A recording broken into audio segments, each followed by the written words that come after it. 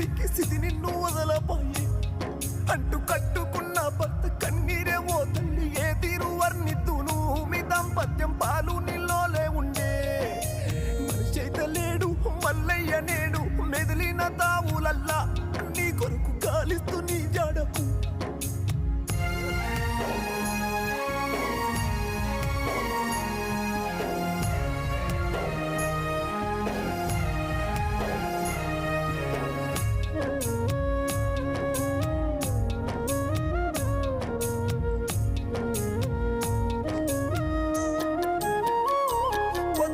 కడుపుల నొప్పంటే చూపిస్తే దవకండ్ల తగ్గినట్లే తగ్గనే